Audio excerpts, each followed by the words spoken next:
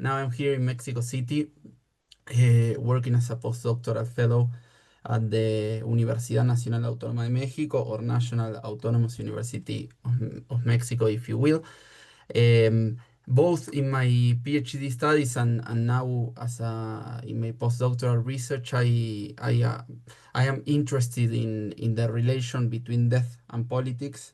Let's say in the conceptual relation between those two notions.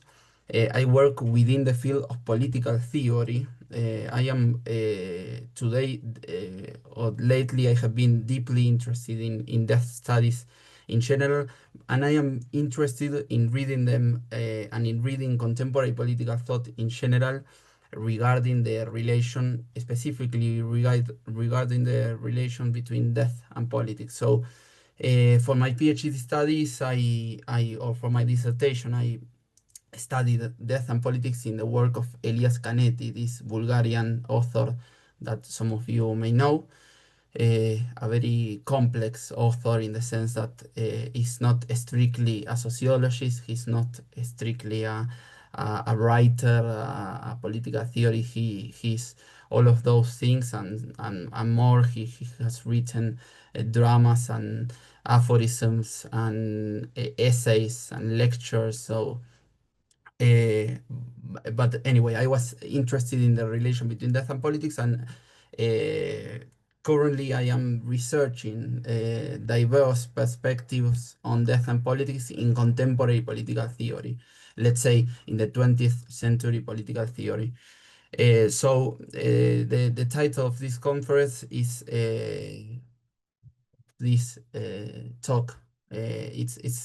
It's the radical fact of death in contemporary political thought, and if you allow me to, I will read some considerations that I have written, um, more or less for the next 30 minutes. So in order to leave us time to discuss them, if any considerations. If you have any considerations or if you want to discuss some of the things that I will pose. Anyway, one, is death political? The title of this conference says the radical fact. I said the title was the radical fact of death in contemporary political theory, but it could have said the mystery. Is it possible to speak politically about a mystery, or is mystery the limit or the end of political reflection? In the preface of his remarkable 1973 book, The Denial of Death, Ernest Becker claimed that the fear of death is a universal that unites data from several disciplines of the human sciences and makes wonderfully clear and intelligible human actions that have buried under mountains of facts. End of the quote. Is this true regarding the connection between death and politics? Does death have something or have anything to say about the political? One must first ask whether death is essentially political. I think this is not so obvious. I believe we, as contemporaries, have already answered these questions, as it were, in advance. Is death political? We confidently respond, as members of our time, yes, death is political, and there is always a politics of death. There is always a politics of death. In a sense, this is the foundational sentence or idea of death studies itself, if you allow me to say so. Well, good enough. In this talk, I will try to show that when it comes to death and politics, some contemporary thinkers suggest that there is no politics of death. Let me restate these two contradictory sentences that I want to examine in the next 30 minutes. One, there is always a politics of death. And two, there is no politics of death. Here then is our first question. Is death a political issue? How could it not be? How could anyone claim it isn't political after the 20th century? Considering the historical context shaped by two world wars, the unprecedented advancement of nuclear weapons, the deployment of two atomic bombs, the testimony of concentration camps and the widespread influence of totalitarianism, torture, and genocide. If there is one thing that the last century teaches us, if it it is that to think about politics, we must also reflect on death. The instrumentalization of death, in this sense, appears as a key and unavoidable element of political thought, as an essential element of or within political communities. We do and we conceptualize politics, as it were, through killing. To put it another way, political thought should not go too fast into what today I will call the mystery of death, since for the 20th century death was, above all, a problem, a fundamental problem. How could we even speak of an enigma or a mystery or a radical fact of death after a century marked by the oblique killing of individuals, during which annihilation occurred on a large scale using nuclear and industrial methods? In the last century, death was administered and industrialized. Death became a term in which politics experimented with various innovative methods of extermination. All reflection about the relation between death and politics must then, at some point, examine the political ways of killing, the political forms of murder, and the political modes of dying. Why introduce the mystery when exploring the link between death and politics, after a time in which politics has been shaped by the nuclear disaster and the ineffable suffering of individuals in the concentration camps? A subject in an extermination camp, as the Frankfurt philosopher Theodor Adorno has famously stated, is stripped of any questioning for the meta-empirical mystery of death. In the camps, death was the most tangible, the most common, the most corporeal, the most empirical. There is no metaphysics of death for critical theory during and or after the concentration camps. The 20th century, therefore, necessitates above all a political thought on the problem of giving or administering or making death. Isn't the 21st century also calling for such an approach? Is this not a century characterized by the persistence of war, the acknowledgement of the unequal distribution of lives, the grievable or ungrievable, the setting of necropolitical exterminations in the Third World, and the escalation of economic and social inequalities that structurally condemn, of course, millions of individuals to die under deplorable medical and nutritional conditions? Isn't death today still primarily a political problem rather than a mystery?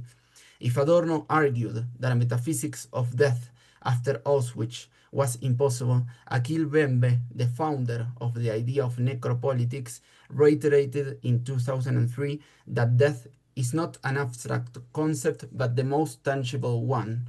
I quote Mbembe: "Furthermore, contemporary experiences of human destruction suggest that it is possible to develop a reading of politics, sovereignty, and the subject different from the one we inherited from the philosophical discourse of modernity. Instead of considering reason as the truth of the subject," says Bembe, "we can look to other foundational categories that are less abstract and more tactile, such as life and death." If we are to discuss the mystery of death, then, if this is conceivable beyond mere irresponsible jargon, as Adorno would say regarding Heidegger, we must acknowledge that history persists in presenting the most dreadful of manifestation to our ethical consciousness. Therefore, every reflection on politics must consider death as a medium or as an instrument. This could even be seen as a millennial question regarding death as a source of human history itself, which through bloody wars and battles, sacrifices, acts of revenge and destructions, continues, let's say, to, under quotation marks, move forward. If there is a meaning to history, this would undoubtedly be despite death, but also at the same time, and as modern philosophy has consistently shown, thanks to death. We firmly respond to our first interrogation then. Death is without a doubt political. But the question remains, as we are both individually and collectively always immersed in the mystery. We cannot save ourselves. We cannot escape from the terror of the final as such by referring our questioning to a series of historical or cultural coordinates. For we are facing this puzzle without an answer, namely death as a radical conclusion, as the total annihilation of a being that goes nowhere and that will never return. Up to a certain point, and even despite cultural systems, despite the meaning of history itself, death leaves no result, as Jacques Derrida put it in a famous text concerning Georges Bataille's reading of Hegelian dialectics. Once again, then, is death a political issue? Is our death political, unique to each of us? That which cannot be transferred because no one else could ever replace us, because no one else could die for us? Isn't there a point at which our death is so evidently non-political, a point where if we consider the political dimension of the matter, we would immediately negate its specificity? Maybe this example will clarify what I'm trying to convey. Let's imagine someone is executed or shot. He or she faces the mortal instant. Citizens, philosophers, politicians, perhaps even their families, claim from the outside. She or he dies for his homeland, they say. He or she is a hero. What do we have here? An absolute discursive injustice, necessary but tricky, and to a certain extent false, since at the moment of dying, the moribund, in its metaphysical solitude, is eternally dissolved for nothing and for nobody. This is something that also Norbert Elias thought wrote about in the loneliness of the moribund, as you may know. We might have already answered our fundamental question then. Death is both political and non-political, but we do not recognize, sorry, um, today we do not recognize this limit to the political as part of the political itself. Within a particular preconception or pre-understanding of death, politics and their interrelation, today we usually answer the key question: is death a political issue? With an unequivocal yes. We argue, for example, death is of course political because people do not die similarly in one or another culture. Death is political because one does not equally mourn in Europe, in the US, in Argentina, in Mexico, and so on, because those countries do not share the same funeral or mourning rituals. Death is political because the states do not kill or leave to death different populations equally. Death is political as it is always differentially modulated or informed depending on where and when we are. When one crosses a national or cultural border, one finds, as it were, another death, differently named, differently practiced, differently experienced. As members of our time, we tend to give an affirmative response to these inquiries about the political dimension of death. And going one step further, death is for our time a political problem. We know, we study, we intuit, so to speak, diverse problematizations of death. Foucault's biopolitics, Giorgio Agamben's thanatopolitics, and Achilles Bembe's necropolitics are faithful representatives of a problematic examination of death. What does it mean that something, in this case death, constitutes a problem? I will not review the Foucaultian definition of a problem, as I assume that most of the listeners are familiar with it. I will conversely offer a distinction between the problem and the mystery of death. 2. The problem and the mystery of death. The distinction between problem and mystery was first coined by the French philosopher Gabriel Marcel in his text The Ontological Mystery from 1933 and revisited in the 1960s, for example, by Milton Munitz in The Mystery of Existence, an American philosopher, or by a French philosopher, Vladimir Yankelevich, in La Mort in 1966. For Marcel, the problem is before me, but the mystery is in me, or rather, the mystery surrounds me, blurring the distinction between what is before and what is in me. The mystery is a problem that invades its own data. I, who inquire the meaning of a mystery, I cannot place myself outside or before it. I am engaged with it. I depend upon it. I am inside it in a certain sense.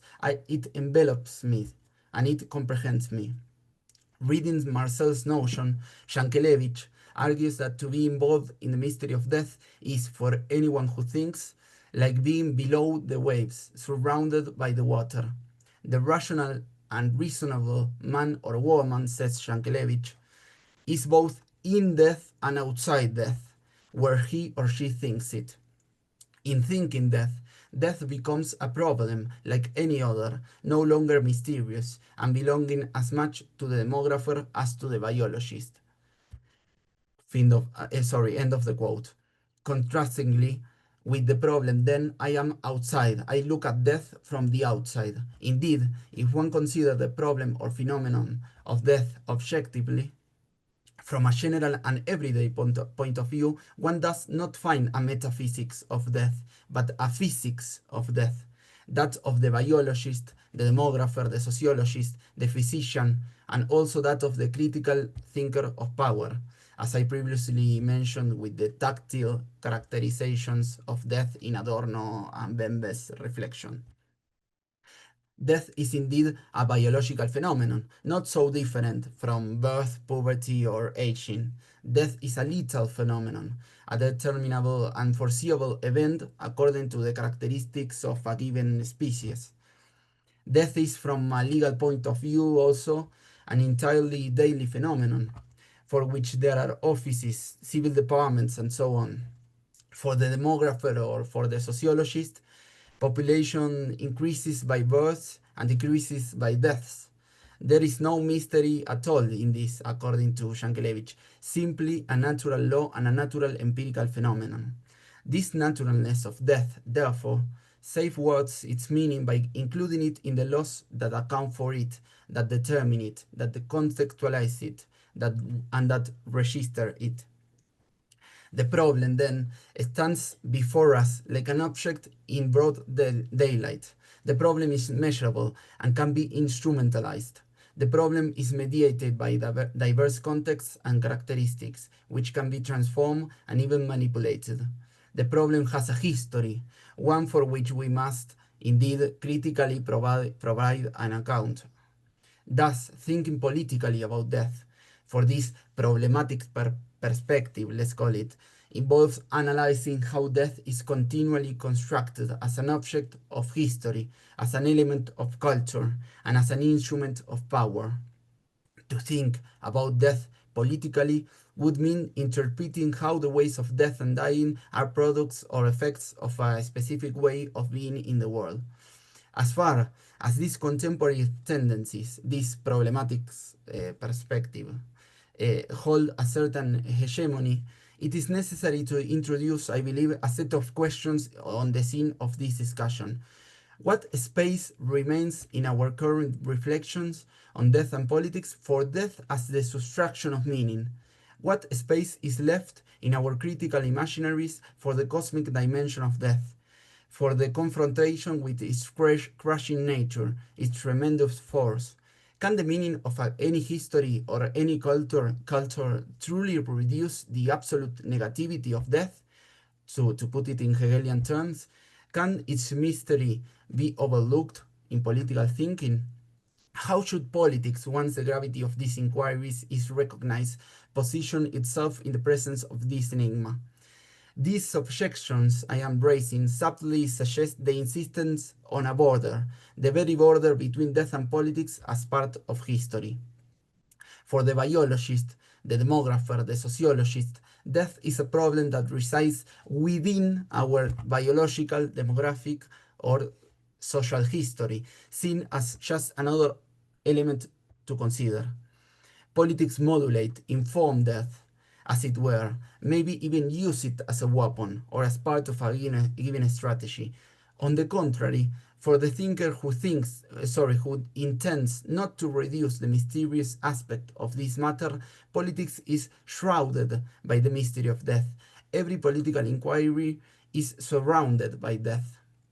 To recapitulate, in the problem, I find myself outside the object of my reflection. In the mystery, I am always already inside, enveloped in darkness, as if I had been thrown into the middle of the ocean. Inside it, I can float. I can stick my head up and look at the sea below me, inside me and outside me. Floating, I can talk and think about it, but I will still be immersed. The mystery therefore blurs the boundary between outside and inside.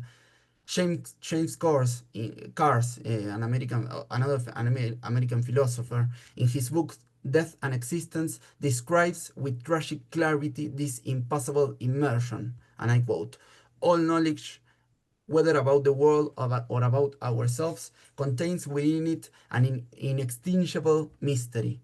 No matter how marvelously we may have been able to construct our schemes of thought, it is a fact that each of us will fade into final obscurity along with our own thinking.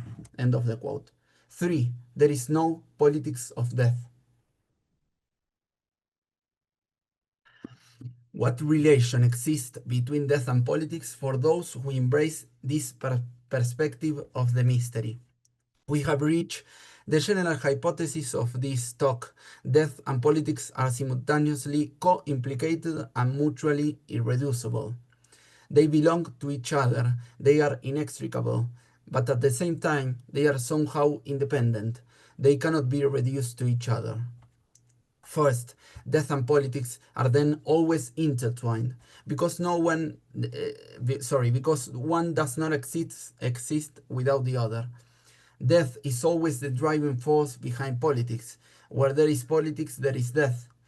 We can envision an ideal world characterized by pure peace and absolute solidarity, even free from the death drive or the human sacrifice, if you will.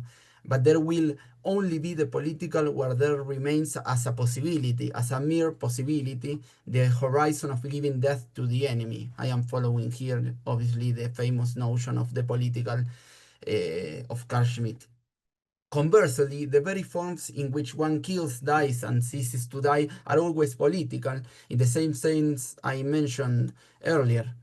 One does not die in the same way across different cultures, different epochs, even different governments, and so on. Second, death and politics cannot be reduced to each other. As a mystery, death cannot be reduced to politics, for its enigma is never diminished by the forms in which it is modulated. At the same time, if death constitutes a mystery to politics, then politics does not always face death from the outside, but is endlessly immersed in it. A persistent sense of mystery will always remain. Any ordinary or extraordinary collective issue arising within the political community is always engulfed by the enigma of the end. Allow me to reiterate the example concerning the individual's death, which was included in the hypothetical scenario as I previously provided of the executed subject. Remember when I said imagine somebody is executed, their families and everybody will say they are killed because they were fighting for their nation and so on. In Argentina, the armed conflict of the 1970s, which led to the sinister military dictatorship that began in 1976, suggested the imminent possibility of kidnapping and torture by the state forces. The members of Montoneros, a militant armed organization that was an essential part of the national political landscape of the 1970s, were willing to risk their lives for a transcendent purpose, and thereby always carried a potassium cyanide pill. I don't know if I'm pronouncing it well, potassium cyanide pill with them, ensuring that they could take their own lives in case they were kidnapped. This decision constituted a self-induced killing to avoid betraying their comrades at the moment of being tortured. Was this then a final political act to kill oneself in order not to betray a comrade at the moment of being tortured? One could say it was even a last revolutionary act, But how can one be sure that this fleeting moment can be explained by the plot that claims to give it meaning? How can one assign an intention to this impossible decision of introducing the pill into the throat and making it a part of the ungraspable moment of self-annihilation itself? If dying for a cause is indeed a testament to the individual's bond with a form of political transcendence, if they were, of course, indeed dying for the cause, the militant finds himself or herself again on the endless edge of mortal solitude when he or she must decide whether to take the pill or not, to choose that final act of deep political responsibility that aims to prevent the chance of sharing information to the torturers. But can this seemingly impossible decision to take one life still be considered political, I insist?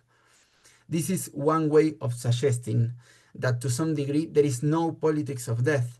In a book titled Sobre la violencia revolucionaria, or On Revolutionary Violence, the Argentine psychoanalyst Hugo Bessetti argues that the individual confrontation with with the pill implies an impossible decision, and I translate and quote, "For a subject configured by the morality of heroism, the decision seems to have already been made.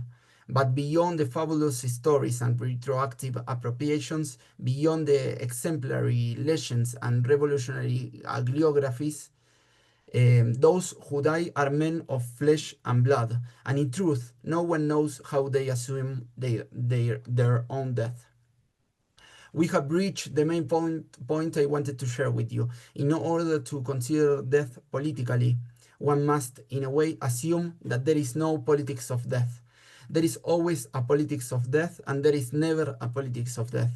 Death is both a problem and a mystery, and we should not erase the border between the two. Jacques Derrida articulated this more clearly in his fascinating work Aporias, discussing with the field of death studies, by the way, and specifically with the historian Philippe Arié and the anthropologist Louis Vincent Thomas. Derrida then says that there can be an anthropology or a history of death, there can be culturologies of demise, ethnologies of mortuary rites, of ritual sacrifice, of the work of mourning, of burials, of preparation for deaths, of the cleansing of the dead, of the languages of death in general, and of medicine, and so on. But there is no culture of death itself or of properly dying. Dying is neither entirely natural, biological, nor cultural. End of the quote. For, and I promise this is the last section, survival and cosmic singularity. I would like to conclude with two cases of thinkers who simultaneously approach death as a political problem and as a mystery: Elias Canetti and Ernest Becker. Elias Canetti, in his renowned book Crows and Power from 1960, demonstrates that the problem of survival is, particularly in the 20th century, closely linked to power. The moment of power is the moment of survival, he says. For Canetti, surviving others supposes an inherent political dimension, as there is for him a guilty satisfaction of survival that leads individuals to kill or to accept killing others, or to accept even the death of others. To put it shortly, survival is in his work a political problem, and one of the most important. A problem that was at stake, for example, in his interpretation of Nazism. But do we always first face survival as a mere possibility that is before us, as something that could happen at any time and that could also maybe not occur? Do we always face survival as a contingent event, one event among others within the political community? There is also an original survival, says Canetti, a survival that constitutes a mystery rather than a problem. There are indeed members of our political communities that we could never have survived in the strict sense. The grandfathers of our grandfathers, just as it will also happen to the grandchildren of our grandchildren with us. And this also applies to the preceding generations as a whole. But we have nonetheless, and in fact, survived previous generations in the sense that we have arrived in a world in which they are no longer, but a world that they have indeed created. Canetti calls this the survival at a distance in time, in his own words. Only survival at a distance in time is wholly innocent. A man cannot have killed people who lived long before him and whom he did not know. He cannot have wished for their death, not even have waited for it. He learns of their existence only when they exist no longer. We survive the ancestors we have not known personally, and we also survive preceding humanity as a whole. End of the quote. In graveyards, cemeteries, wars, and epidemics, we have, according to Canetti, the possibility of experiencing this type of survival that cannot be experienced with, and for which, in a strict sense, there is no applicable politics. In this respect, Canetti says that the number of the dead is always increasing. The number of the dead is always increasing. Is this baffling ongoing increase a political issue? To paraphrase what a sinister Argentine dictator once said, do all the increasing dead belong to anyone, to everyone, to all the living? Do all the dead belong to all the living? I will not answer this question. I will pass on to our last example, that is Ernest Becker, the American anthropologist, sorry. In his famous book, The Denial of Death, which I quote at the beginning of this conference, Ernst Becker seeks to underscore the awareness of death as a universal human character. You may know that he is considered a key reference within death studies. However, his peculiarity compared to other texts within the field is quite notable. He begins by stating directly the universality of death as an enigma that every culture must confront. Cultural inquiry is not reducible to the explorations of the forms that death adopts, because culture is itself a response to death, as if culture as such were a fold of death. Every symbolic system for Becker, every artistic or political development is a way of dealing with the terror or with the fear of death. Becker then contends, following the trail of Sigmund Freud, that both the fear of death and the consequent denial of death are part of the human condition at all times and in all places. This fear of death, which evolves into a fundamental denial of death, then becomes an integral part of our ever-tragic existences. This is a way of thinking contrary to the contemporary prevailing trend that I have called problematic. I am sure most of us would immediately even reproach Becker, for example. It is not true, Becker, you know. There are tribes still today. There are indigenous people. I'm here in Mexico. There are cultures like Mexico itself who accept death through diverse rituals and customs. In his book, the American anthropologist responds to such glances with a resounding no, repeatedly suggesting that the acceptance of death is in fact a way of unsuccessfully coping with its tragedy.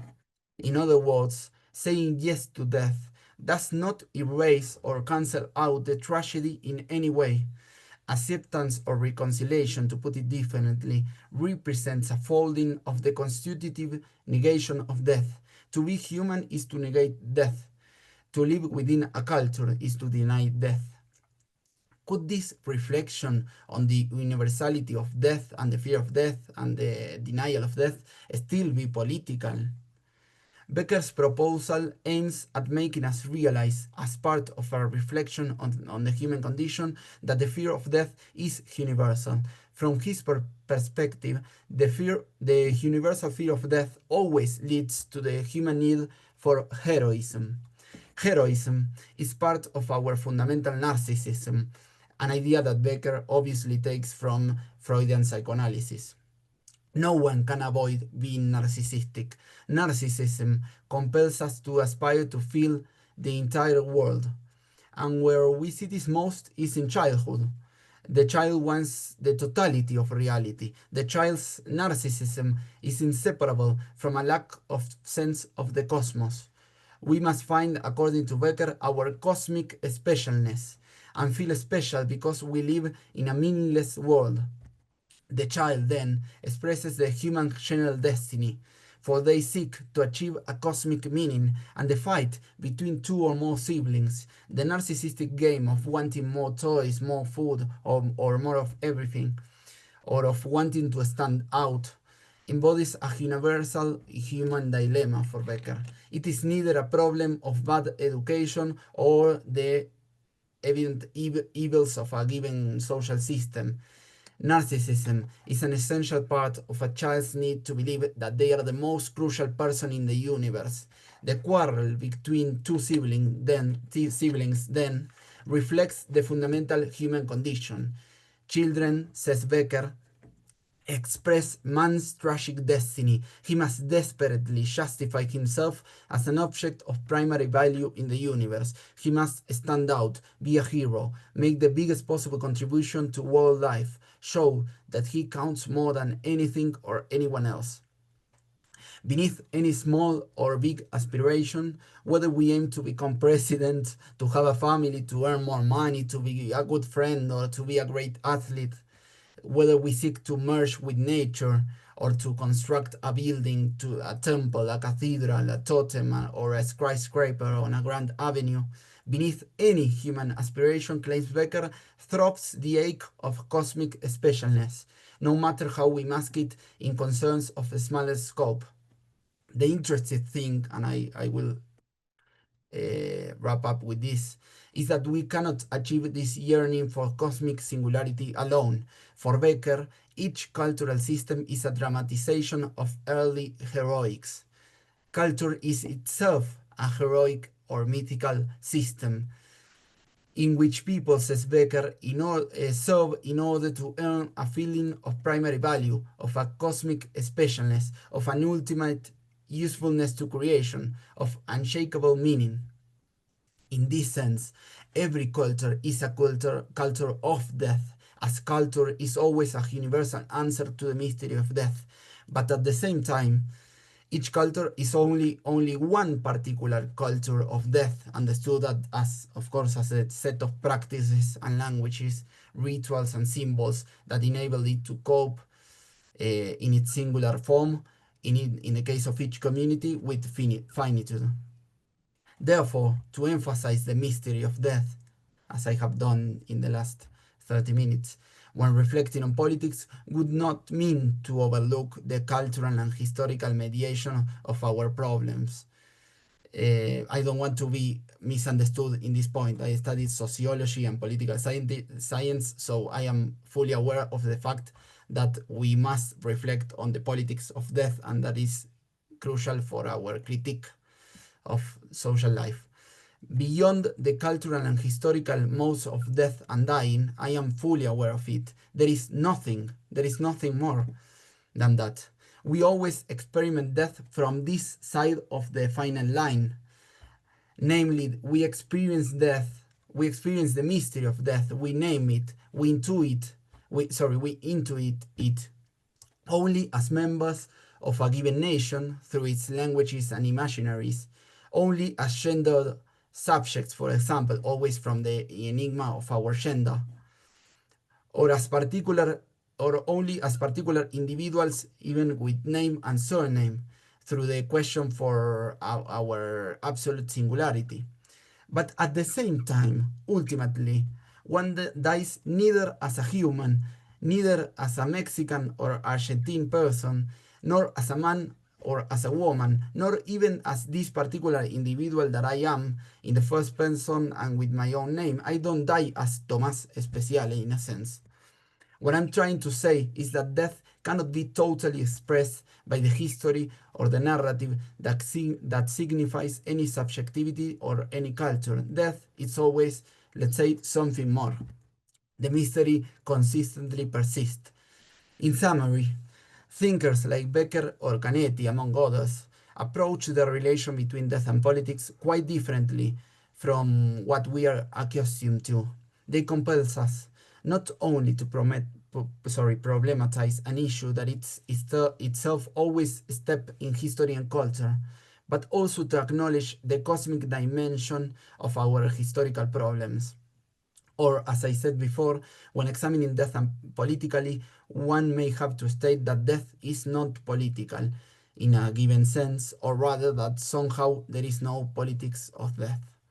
Well, that's all. Thank you very much for listening. I would be delighted to know if you have any consideration, comments. I would be delighted to discuss with you. Thank you very much. Thank you very much, Thomas. That was very, very interesting.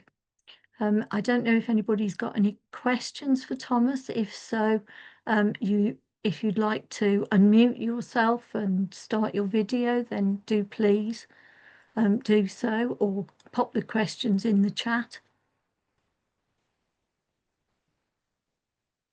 You can see the chat, can you, Thomas?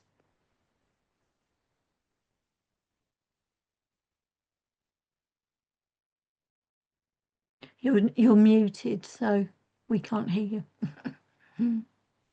Sorry, I'm sorry. Thank you, Agnes, for your question. She says I will read it out loud. I don't know if the chat is going to be recorded, as you know, Anna is recording, so I will read it.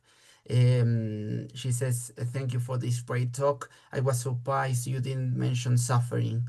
I wonder if you observe a passage from the heroism of avoiding death to the primacy of avoiding suffering by technology, social determinants. Thank you.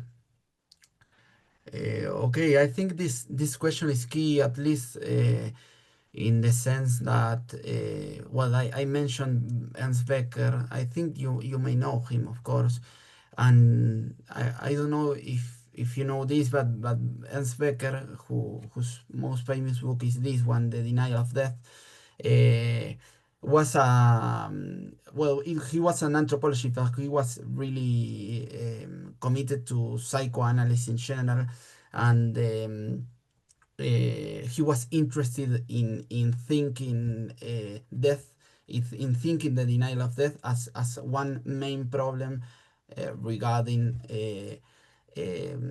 regarding suffering, let's say. I mean, regarding the obstacles that contemporary therapies and particular psychoanalysis have when it comes to understanding the suffering of the subjects. No, Becker would indeed redirect I think any suffering or every suffering to that existential ultimate motive.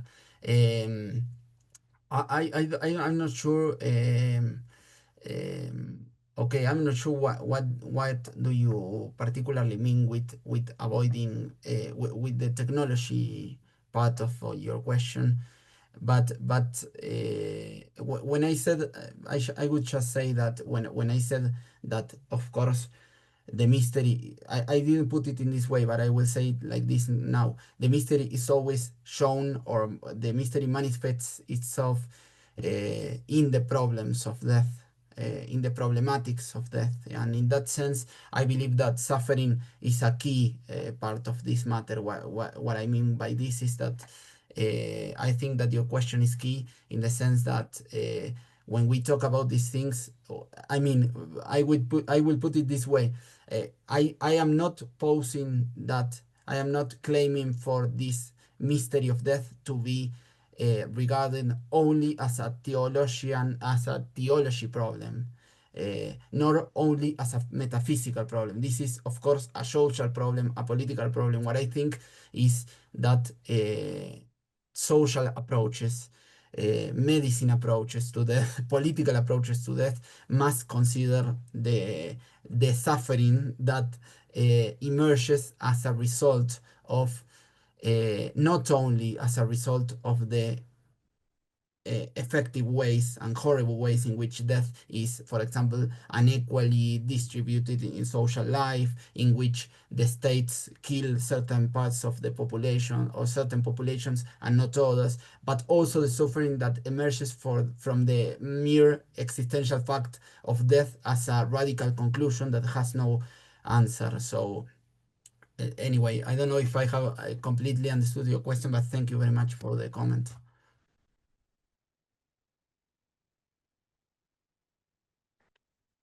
Just while everybody thinks if they've got anything else to ask you, could you explain, Thomas, how your I say how, but if your work deals with the sort of the separation of religion and politics? You've not mentioned Mm. religion particularly, other than in terms of transcendence. Is that Mhm. something that you consider to be related, or is that something that you've not included deliberately in your studies? Thank you for the question, Anna. No, I believe that's a key aspect of this matter, of course. In fact, it is one of the main topics of the books of most of the books that I have quote, and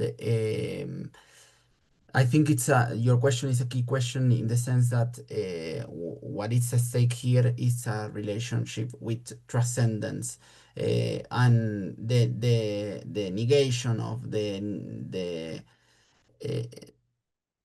the denial of religion as a fundamental political problem, or as a fundamental political element too.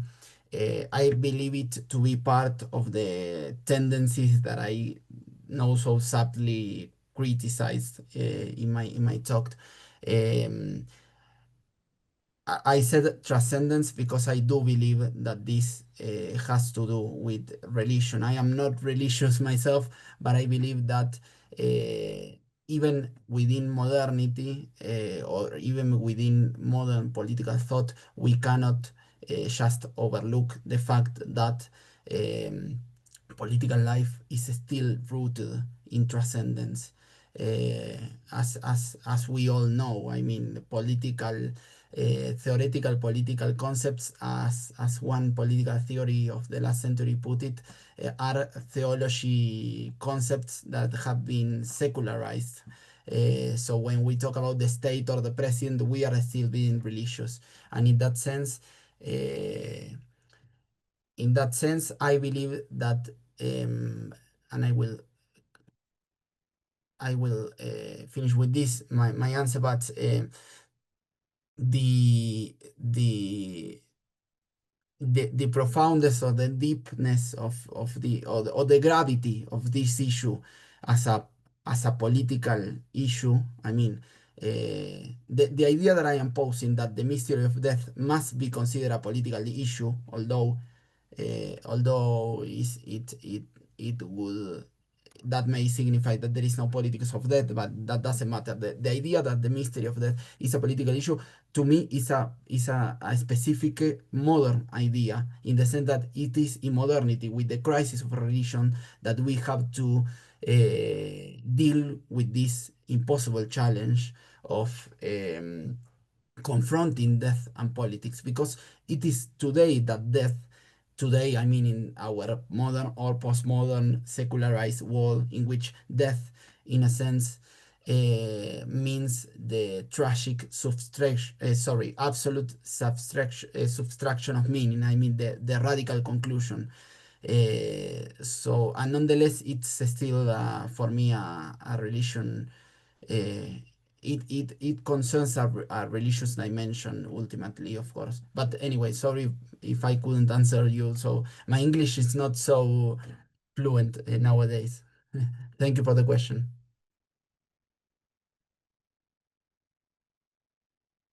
Okay, here we have another question. We Uh, do, yes.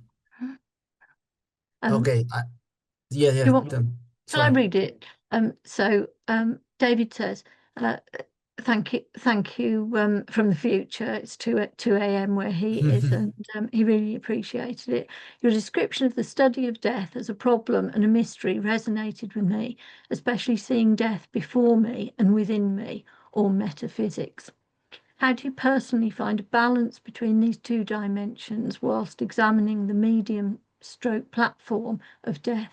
Or do you find it more practical to fuse them together, not fundamentally X or Y? To put it more simply, how do you personally negotiate the non-political and political dimensions in your approach to your studies, especially so that you don't become overwhelmed? And as a bonus, any tips or advice for future PhD student scholars on how to study death or to navigate the field overall?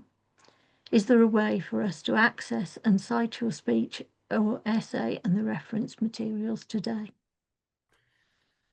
Okay, thank you very much, David. I hope you are not too sleepy now that it's 2 a.m. Thank you for being listening to my talk, and thank you for the question. Um, I don't know if I really grasp the meaning of your first question when you say when you talk about the balance between the two dimensions. So I will approach the second question when you says when you ask how do I personally negotiate the non-political and political dimensions in your approach to your studies. Well, that's a very good question to be honest. I mean, I believe that one can have a political reading of a given matter that tends or that aims to envelop the irreducible points of the political, as I think I said very briefly. What I mean by this is that this is also an Schmittian idea. The political always contains, as if it were like a nucleus or a certain parts of social and public or common life that resist to the political or to the symbolizations, for example. I think that, for example, the modern problem of the individual in political life or of private life is not so. It's a political problem in the sense the problem of singularity, for example. Let me put it this way: the things that we have of most intimate, for example, love as a political problem. There are some texts. I think there's an author from the affective turn that it's called Eva Illush that has a book, if I don't remember wrongly, that is entitled "Why Does Love Hurts?" And she says the opposite of Ernst Becker. She says, okay, love hurts because we live in a capitalist system in which we are monogamous, and so they impose, and I don't know who, but the social system imposed to us a certain way of loving. And that is the opposite perspective that I am proposing, which aims, on the contrary, to find those elements of social life, for example, love, in which um, politics find a limit. Politics or our political approaches find a limit. That does not supposed to say no, love is non-political. We should leave it that way. That it has nothing to do with. No, of course, it's historically mediated and so on. But that double play between the non-political and the political, that idea of finding let's say the final contradiction, or Jacques Derrida calls. I recommend, if you haven't read Derrida, or if you have, I recommend this specific notion of aporias or aporias in English. I think you pronounce it this way, which precisely looks for the points in which you cannot simply say this is political, this is non-political, so we can separate. I am interested in the uh, reading things or matters politically. I am interested in the way in which, or in the moments, or in the problems, if you will, in which that frontier or that border between the political and not political is challenged. So thank you very much for your question. And regarding the bonus, your question is really difficult. He asked for any advice or tips for future PhD students or scholars on how to study death or navigate the field overall. Well, in my case, I will say something personal. I think that death studies is a very complex field because it's so interdisciplinary. So I love that interdisciplinary. I think it's great. Maybe one key advice that I could give is to, for any PhD student anyway, is to try to find a perspective, a position that suits you well or in which you believe. In my case, is the construction, which is the type of reading that I have just mentioned. That was coined by Jacques Derrida. It's a way of reading problems. So once you find a way of reading problem, you can approach any problem. But the important part, I think, in any case, if you do empirical work, sociological work, historical work, it doesn't matter. To me, one of the key of the fundamental aspects of being a PhD student is to be able to find your position. From where do you read? From where? It doesn't matter what do you read. I mean, read as research, studying, investigate.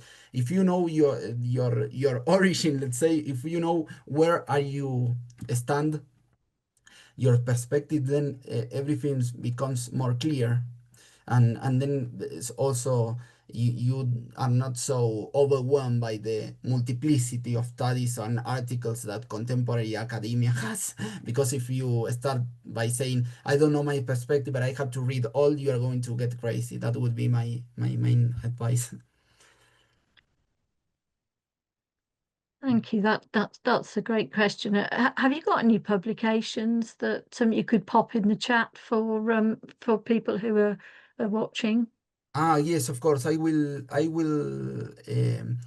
send in through the chat my academia. I think that would be easier. Yes, yes, that's And I probably a good constantly idea. upload it. So sadly, I have written in Spanish until now, although I have some two articles that are in evaluation, but they are in English. So and they concern this thing, and and hopefully I will be able to answering also David question. I will be able to publish this some of the stuff that I said today in English. I am supposed that David does not read Spanish. Sorry for that. Maybe he does, and that would be even easier. But here it is the link of my academia. If you Google Tomás Speziale, then in any case you can find them. That's fantastic. Thank you very much for that, Thank you. and thank you again for a terrifically interesting talk. I think it's been really worthwhile for everybody who came, and I'm sure they'd all like to say a big thank you to you. Okay. Thank you very Thank you. much then, Thomas. We'll leave it there. Thank you all. Thank you, Anna, and thank you also for the association that I haven't thanked you enough at the beginning of the talk. Thank you Well, for we the hope to hear from organization. you again at some point. Thanks a lot. Thank you. Bye now. Bye Bye bye. bye. Bye bye.